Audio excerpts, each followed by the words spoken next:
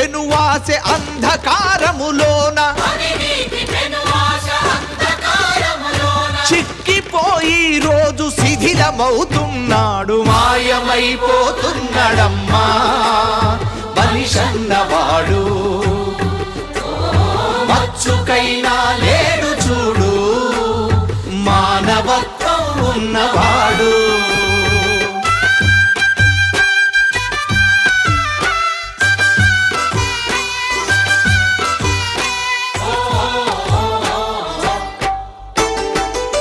ఇనుపరెక్కలడేగ విసిరిన పంజాకు కోడి పిల్లై చిక్కి కొట్టుకుంటున్నారు